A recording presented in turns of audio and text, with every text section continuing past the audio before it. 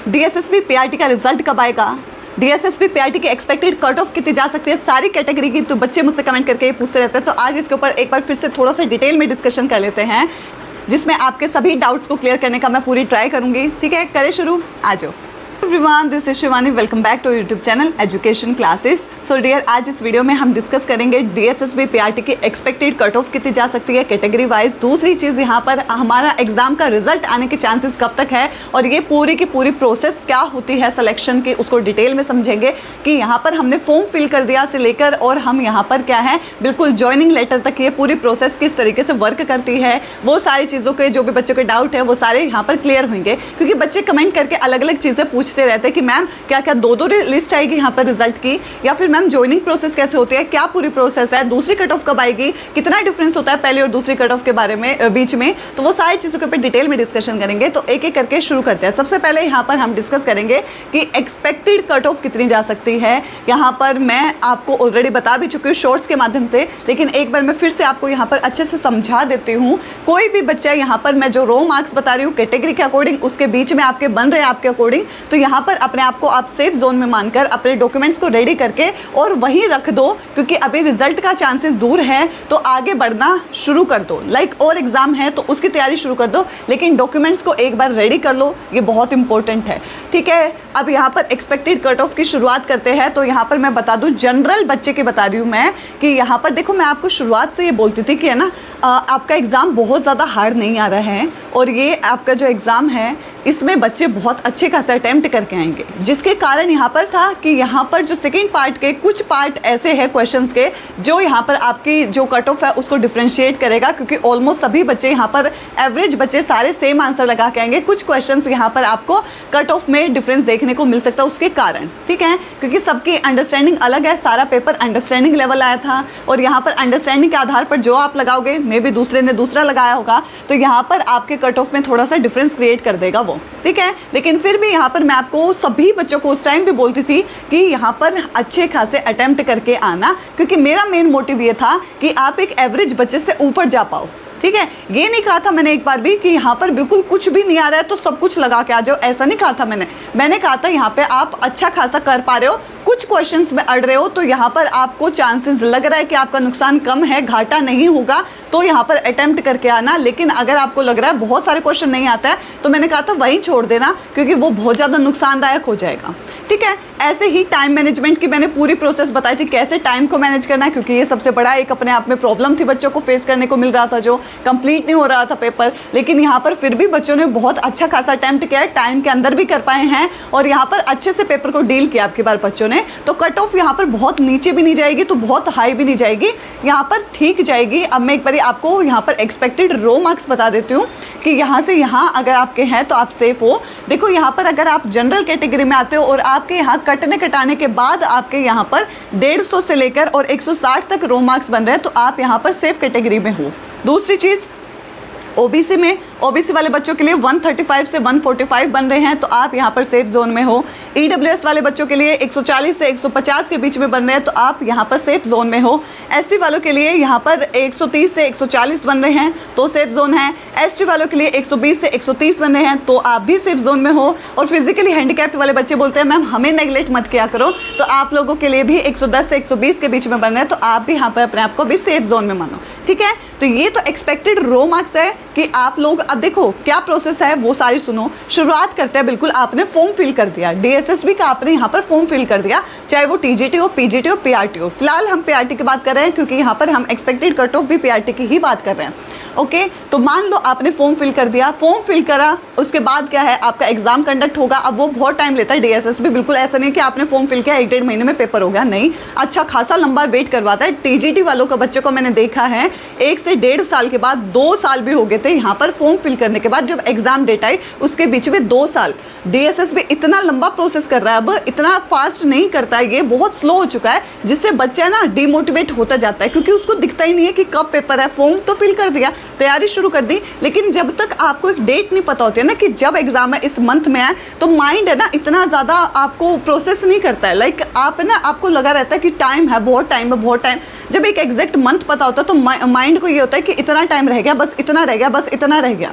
DSSB यहाँ पर कुछ नहीं बता रहा। फॉर्म फिल करवाया, 2 साल के बाद वहाँ पर टीजीटी वालों के बच्चों के पेपर हुए। ऐसे ही फॉर्म फिल करने के बाद वो यहाँ पर पीआरटी का एग्जाम लेता है, ठीक है। लंबा प्रोसेस यहाँ वेट करवा। पीआरटी का फिर भी टाइम से हो गया, जल्दी हो गया, लेकिन यहाँ टीजीटी वाले तो 2 साल 2.5 साल वेट किया था इन्होंने।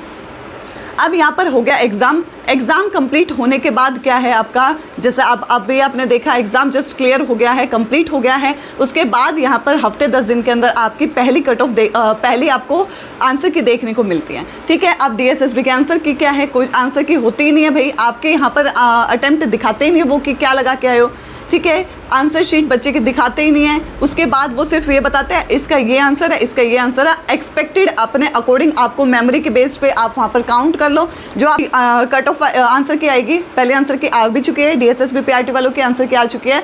उसके अंदर बच्चों ने देख लिया, एक्सपेक्टेड रो मार्क्स निकाल लिए मेमोरी के बेस पे, क्योंकि यहाँ पर 10 तारीख को पेपर खत्म हुए तो 13 को आंसर की दे दी थी। 3 दिन में जिनका लास्ट दिन पेपर था उनको तो सारे आंसर याद थे, ठीक है। तो यहाँ पर क्या है, शुरुआत में जिनका पेपर हुआ था उनको थोड़ा सा नुकसान झेलना पड़ा, क्योंकि एक तो आंसर याद नहीं है, दूसरी बात यहाँ जिसका लास्ट में उनको तो क्वेश्चंस भी बहुत ज़्यादा पता चल गए थे। तो थोड़ा सा यहाँ पर डिफ्रेंशिएट देखने को मिल सकता है ये भी, क्योंकि लास्ट वालों को थोड़ा सा फ़ायदा हुआ है। ओके, अब प्रोसेस आगे सुनो। आपकी पहली यहाँ पर आंसर की आ चुकी है। अब जो होगा, अब 1 से 1.5 महीना वेट करना पड़ेगा, क्योंकि देखो पहले आंसर क्या है तो बच्चों ने ऑब्जेक्शन तो लगाया है।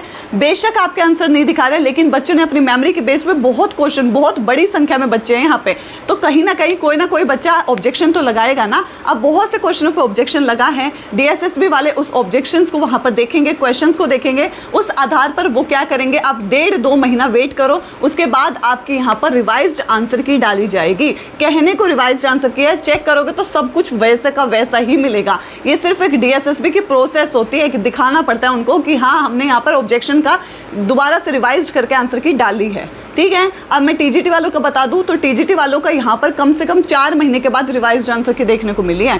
अब उनका तो बहुत स्लो प्रोसेस है, तो यहाँ पर पीआरटी वाले बहुत जल्दी उम्मीद मत करो कि बिल्कुल आपने जस्ट पेपर दिया और अभी सिलेक्शन हो गया, नहीं, थोड़ा लंबा प्रोसेस खींचता ही है ये डीएसएसबी। ओके, अब जो प्रोसेस ये है कि आपकी यहाँ पर रिवाइज्ड आंसर की देखने को मिलेगी, जिसके अंदर ये दिखा रखा होगा कि भाई हमने यहाँ पर सब कुछ सही करके और आंसर की डाल दी। वो डालना इसलिए जरूरी है कि उसके बिहाव पर ही अगला स्टेप होगा। जब वो रिवाइज्ड आंसर की डालेंगे उसी के बाद आपको यहाँ पर अपना रिजल्ट पहला देखने को मिलेगा। तो यहाँ पर जैसे ही आपका 1-1.5 महीने के अंदर आपकी रिवाइज्ड आंसर की आएगी ना, उसके बाद आपको 2 महीने 2.5 महीने फिर वेट करना पड़ेगा। तो आपको यहाँ पर दोबारा वेट करना पड़ेगा और यहाँ पर आपका पहला रिजल्ट देखने को मिलेगा। अब जैसे ही पहला रिजल्ट आएगा उसके अंदर आपकी पहली कट ऑफ लिखी होगी। डीएसएसबी पीआरटी वालों की इतनी कट ऑफ गई है कैटेगरी के अकॉर्डिंग, ठीक है। इतने बच्चे कैंडिडेट अपीयर हुए थे, इतनी कट ऑफ गई है, इतने शॉर्टलिस्टेड हुए हैं ई-डोजर के लिए, और वहाँ पर कट ऑफ डाल दिया। और वहीं लिखा होता है कि मेन साइट पर जाकर आप अपना रोल नंबर और अपना जो भी पासवर्ड डाल के अपने रो मार्क्स देख सकते हो, ठीक है। ऑफिशियली डीएसएसबी की साइट पर जाके आपने वहाँ डाला, आपका वहाँ रिजल्ट पे गए, आपके खुद के नंबर रो मार्क्स लिखे होंगे, पहले पार्ट में इतने, सेकंड पार्ट में इतने, टोटल इतने हैं। अगर आपकी जो कट ऑफ दी गई है उससे आपके ज़्यादा है, उसी के नीचे लिखा जाता है यू आर शॉर्ट लिस्टेड, ठीक है, आप शॉर्ट लिस्टेड हो गए हो। और यहाँ पर आपको इतनी तारीख से लेके इतनी तारीख के बीच में अपने सारे के सारे डॉक्यूमेंट्स जमा कराने हैं, ठीक है, ऑनलाइन, जिसको हम ई-डोजर बोलते हैं। और जो जो डॉक्यूमेंट जमा कराने हैं लिस्ट मैं ऑलरेडी बता चुकी हूँ, अलग से वीडियो बना रखे, जाके देख लेना, तैयारी कर लो उसको, ठीक है। और वहाँ पर डॉक्यूमेंट्स आपको जमा कराने हैं, जिसके थोड़े बहुत कुछ मिस्टेक है उसको जल्दी से ठीक करके उस 15 दिन के अंदर आपको डॉक्यूमेंट जमा कराने हैं। ये मत सोचना कि यहाँ पर आपका कई बार ऐसा होता है बच्चा डॉक्यूमेंट जमा कराता है, कुछ मिस्टेक होती है तो उसको रिजेक्ट कर देंगे, निकाल देंगे, ऐसा नहीं है। थोड़ा सा एक्स्ट्रा टाइम उसको देते हैं कि आप फिर से यहाँ पर डाल सकते हो, 1-2 दिन एक्स्ट्रा बढ़ा देते हैं, तो ऐसा कोई इशू नहीं है। आपका ये रिजल्ट आया, ई-डोजर आपने डॉक्यूमेंट जमा कर दिए। अब ये देखो, मेरे बात ध्यान से सुना, पहली लिस्ट में आपका नाम आने का मतलब आपने अपने डॉक्यूमेंट जमा करा दिए, इसका मतलब ये कतई नहीं है कि आपका फाइनल सिलेक्शन हो गया है या हो ही जाएगा, ऐसा कभी नहीं होता है। आप बस ये ध्यान रखना, जब ये दोनों एक साथ आएगा, पहली कट ऑफ और आपके रो मार्क्स एक साथ आएंगे, उनके बीच में डिफरेंस अगर 6 से 7 नंबर का है, आपका उस कट ऑफ से 7 नंबर अप है नंबर, ठीक है, आपके रो मार्क्स पहली कट ऑफ से 8-9 नंबर या 7-8 नंबर तो अप हैं, तो अपने आप को सेफ मानो कि फाइनल कट ऑफ जो आएगी ना वो हमेशा 6 से 7 नंबर ऊपर जाती है पहली कट ऑफ से, ठीक है, मेरी बात समझ रहे हो? तो यही चीज़ मैं बोल रही हूँ, जैसे ही आपका रो मार्क्स पहली कट ऑफ से 6-7 नंबर अप है तो अपने मन में ये मानकर चलना कि यहाँ पर आपका फाइनल सिलेक्शन हो जाएगा। कई बार बच्चों का ये भी देखने को मिलता है कि मैम मेरा ना पहली कट ऑफ से 1 नंबर ऊपर है, 1.5 नंबर ऊपर है, क्या मेरा सिलेक्शन हो जाएगा? चांसेस बहुत रेयर है, बहुत रेयर है ऐसा हुआ होगा कि 2 या 3 नंबर ही अप गए हैं, बहुत रेयर है। कम से कम 4 या 5 नंबर तो ऊपर जाती ही जाती है। कई बार बच्चा 1.5 नंबर ऊपर लेके आता है, जिसके कारण वो पहली कट ऑफ तो पार कर जाता है लेकिन फाइनल सिलेक्शन में वो निकल जाता है। ठीक है, इसलिए पहले अनाउंसमेंट मत करना कभी भी कि मेरा सिलेक्शन हो गया, सिलेक्शन हो गया। वो चीज़ कभी भी फ्लिप कर सकती है, इसलिए जब तक ज्वाइनिंग लेटर हाथ में ना आ जाए कभी कहीं नहीं अनाउंसमेंट करना है। ठीक है, ये DSS भी है, कभी भी पलट सकता है खेल आपका। ठीक है, तो ये प्रोसेस है। इसके बाद आपका क्या है, फाइनल सिलेक्शन की जो प्रोसेस है वो 2 महीने बाद, पहली कट ऑफ के 2 महीने बाद, 2.5 महीने बाद आपका दूसरा फाइनल रिजल्ट आएगा, जिसके अंदर सारे डॉक्यूमेंट चेक करेंगे, जिसके डॉक्यूमेंट में मिस्टेक है उसको निकाल देंगे और फाइनलाइज करके पहली फाइनल कट ऑफ डाल दी जाएगी। और यहाँ पर डॉक्यूमेंट चेक करने के बाद उन बच्चों को शॉर्टलिस्ट कर दिया जाएगा जो फाइनल कट ऑफ से ऊपर है, जो रहेंगे नीचे उनको साइड कर दिया जाएगा, चाहे यहाँ पर डॉक्यूमेंट सारे ठीक थे उनके। ठीक है, उसके बाद आपको वहाँ पर फाइनल सिलेक्शन हो गया है, उन बच्चों का लिस्ट आ जाएगा, रोल नंबर आ जाएगा, सब कुछ डाल दिया जाता है, वहाँ जाके अपना चेक करो। उसके बाद नेक्स्ट प्रोसेस ये है कि आपका वहाँ पर डॉक्यूमेंट वेरिफिकेशन होगा, फिजिकली जाके डॉक्यूमेंट वेरिफिकेशन होगा। जो जो डॉक्यूमेंट ऑनलाइन डाले थे ना कि वो ओरिजिनल है या नहीं है, सारी चीज़ है या नहीं है आपकी सही, तो वो चीज़ वो फिजिकली आपको अपने ऑफिस में बुलाते हैं, आपको अपने डॉक्यूमेंट लेके जाना पड़ता है। साथ में कहीं कोई मिस्टेक होता है उसके रूप में आपको एफिडेविट लेके जाना पड़ता है, साथ में उसी टाइम जाके बनवाना भी पड़ सकता है। ऐसी बहुत चीज़ें होती हैं। अपने बहुत सारे वो फॉर्म देते हैं जिसको सेल्फ अटेस्ट करके यहाँ पर गेजेटेड ऑफिसर से सिग्नेचर करा के, स्टैम्प करा के सब कुछ लेके जाना पड़ता है। बहुत डॉक्यूमेंट होते हैं वो। ठीक है, अपनी फोटोज़ लेके जाने होते हैं, सब कुछ, मतलब बहुत डॉक्यूमेंट है जो मैंने आपको बताया भी है। और जब आपका सिलेक्शन हो जाएगा तो वो DSSB के थ्रू दिया भी जाता है कि आप इसको डाउनलोड करो और इसको फॉर्म फिल करके सेल्फ अटेस्ट करके गेजेटेड ऑफिसर के साइन वगैरह करवा के जब लेके आना, ऐसे उस टाइम पे आपको मिल जाएगा, वो कोई बड़ा इशू नहीं है। ठीक है, लेकिन मेन डॉक्यूमेंट वो है जो आपके खुद के 10th 12th ग्रेजुएशन डिग्री, ये सारी चीज़ जो लिस्ट में बताती हूँ वो। ठीक है, वो फिजिकली चेक हुआ, बिल्कुल सब कुछ ओके है, डन है, तो वो फाइल आगे भेजी जाती है मेडिकल के लिए। हॉस्पिटल्स में आपको मेल आती है कि आपको इस तारीख को इस हॉस्पिटल में इस टाइम पे अपना विजिट करना है। ठीक है, और वहाँ पर भी आपको क्या है, सारे बच्चों को एक मतलब ग्रुप बना दिया जाता है और वो बच्चे वहाँ पर जाते हैं और अपना वहाँ पर मेडिकल कराते हैं। उनकी रिपोर्ट, पूरा दिन लगता है, शाम तक वो रिपोर्ट आती है, फिर एक कॉपी वो आपको दी जाती है, एक कॉपी आगे DSSB में फिल की जाती है।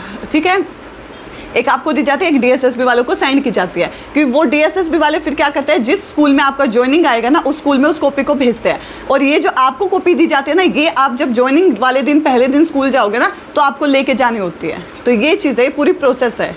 ठीक है, तो ये प्रोसेस थी कि आपको फिर आपका मेल आ जाता है, जैसे मेडिकल हो जाएगा ना, आपको फ़ोन में मेल आ जाएगा या घर पे आ जाएगा, ज्वाइनिंग लेटर यहाँ पर आपका आ जाता है, इस तारीख को इस स्कूल में इतने बजे विजिट करना है आपको और अपने इस डॉक्यूमेंट को लेके जाना है, ज्वाइनिंग लेटर को भी लेके जाना है, सारी चीज़ें लेकर और आपको विजिट करना पड़ता है अपना स्कूल जो आपको मिलता है, लोड करते हैं।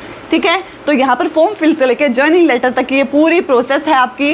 अपने ऊपर विश्वास करो, डेडिकेशन से बिल्कुल, लेकिन एक जगह कभी मत रुको। PIT पे नहीं, TGT बनो, PGT बनो, तो ऐसे बस लेवल अप करते जाओ, करते जाओ। ठीक है, तो ये छोटी सी इन्फॉर्मेशन देनी थी कि कैसे बच्चा पूछ रहा था कि क्या प्रोसेस होता है पूरा, तो ये मैंने आपको बता दिया। और आई होप ये वीडियो आप सभी के लिए यूज़फुल रही होगी। सो मिलते हैं अपने नेक्स्ट वीडियो में, और तब तक के लिए thank you so much for watching. And channel को सब्सक्राइब करना बिल्कुल मत भूलना, बेल आइकन प्रेस करना, अपने फ्रेंड्स के साथ शेयर करना। Thank you.